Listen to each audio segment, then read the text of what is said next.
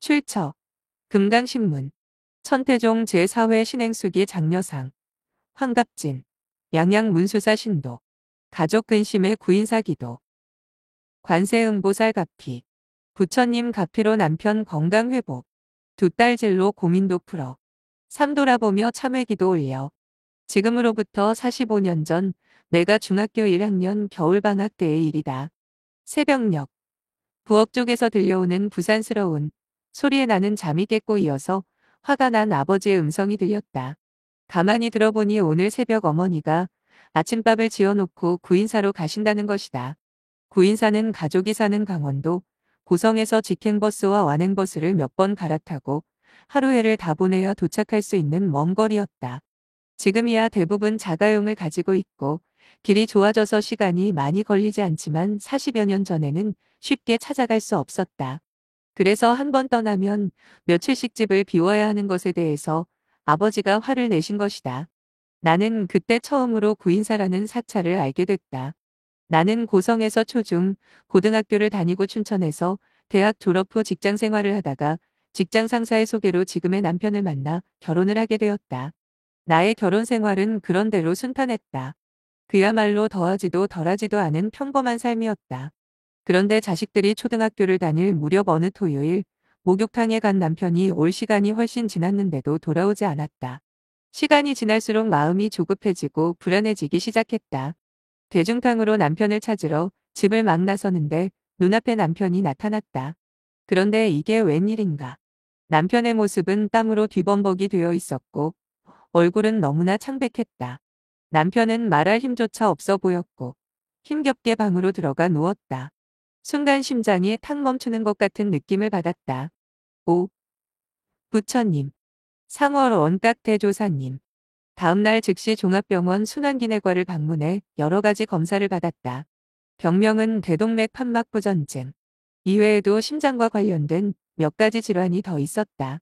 나중에 들은 이야기인데 남편은 이런 증상, 온몸에 피가 멈추고 숨을 쉴 수 없고 땅속으로 자지러지는 듯한 느낌이 5분 이상 지속됨이 고등학생 때부터 있었고 1년에 한두 번 정도 그 증상들이 아주 가볍게 나타났었다고 말했다.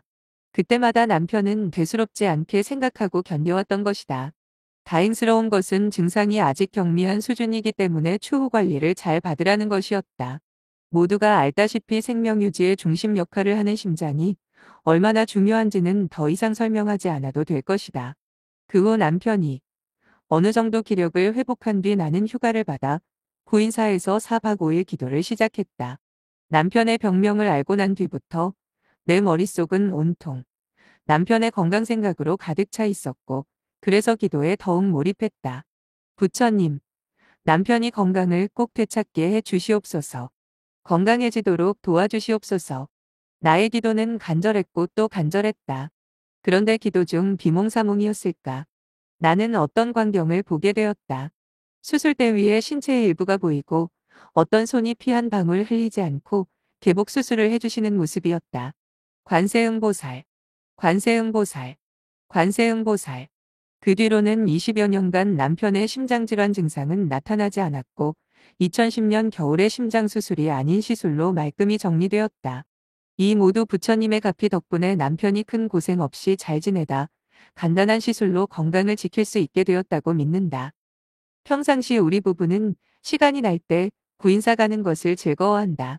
몇 년 전 삼보당에서 뵌 노스님 덕분에 더욱 편안한 마음으로 구인사를 찾게 됐다. 스님께서는 우리 부부에게 구인사에 올 때는 내 집에 오는구나 하는 마음을 가지세요라고 말씀하셨고 시간이 나면 언제나 구인사에 기도를 하러 간다. 큰딸이 고등학교 3학년 때의 일이다. 대학 진로 문제로 한창 고민할 즈음 딸아이가 구인사로 기도하러 가자며 나에게 이야기를 꺼냈다. 딸아이가 먼저 이야기를 하기도 했고 진로 문제는 워낙 중요한 일이라 흔쾌히 구인사로 향했다. 딸아이는 장시간 버스로 이동한 탓에 새벽녘에 잠이 들었고 나의 기도는 계속되었다. 딸은 교대에 원서를 낸 상태였지만 별로 탐탁지 않게 생각하고 있었다. 아이가 원하는 직업은 동시통역사였기 때문이다. 새벽기도 시간이 끝나고 모두 잠자리에 들었을 무렵 나는 비몽사몽간에 아주 부드럽고 인자하신 목소리를 들을 수 있었다. 마치 커다란 동굴 속에서 울려 퍼져나오는 그런 음성이었다. 교대도 괜찮지.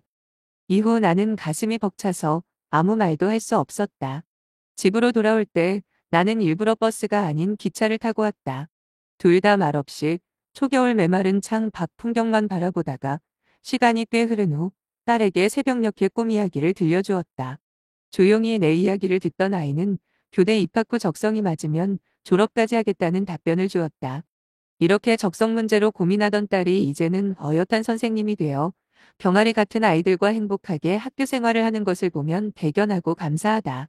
둘째 딸도 그랬다. 둘째는 대학 입학 후 1년 반을 다니다가 적성에 맞지 않아 반수 후 다른 두 대학에 입학원서를 냈는데 감사하게도 두 곳 모두 합격했다. 어느 대학을 정해야 할지 난감했지만 이번에도 부처님께 맡기기로 했다. 항상 부처님께 올리는 욕심 없는 기도지만 이번에도 부처님이 주시는 길을 따르리라 생각하며 기도를 올렸다. 기도 마지막 날 꿈속의 교단에서 한 남자 교수님이 둘째의 이름이 적힌 두툼한 봉투를 건네주셨다. 이어 탁자 속에서 포장이 잘 된 흰 옷을 한 벌 꺼내 딸아이 것이라며 주시는 것이었다. 아, 부처님, 그 뜻이셨습니까?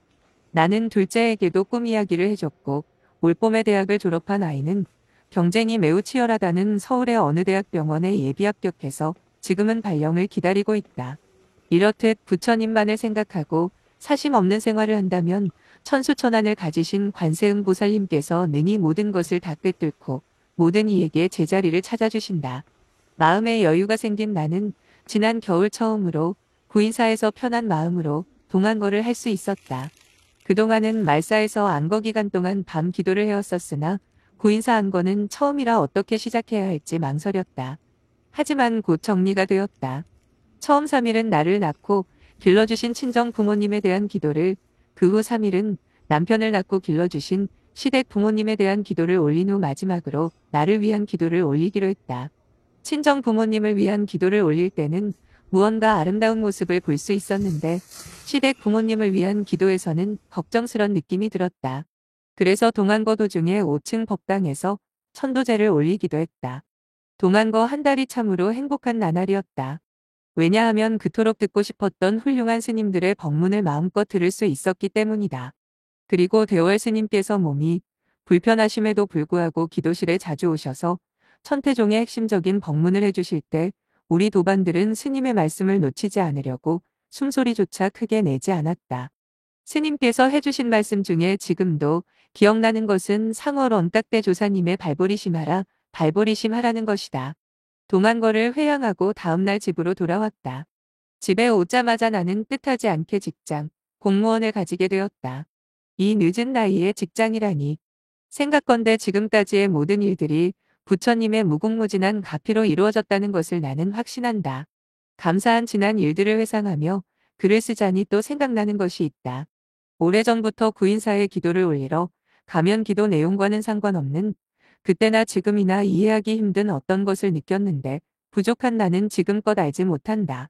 그리고 한편으로 생각해보면 지금의 내 나이가 될 때까지 알게 모르게 지은 죄가 클 것 같아 참회 기도를 올리는 계획을 세우고 중점적으로 실행해오고 있다.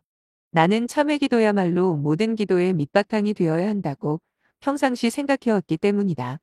이 글이 두서없기 때문에 당황스러울지도 모르겠다. 그러나 어쩌랴. 사실인 것을. 부처님의 위없는 가피에 깊이 감사드린다. 관세음보살, 관세음보살, 관세음보살.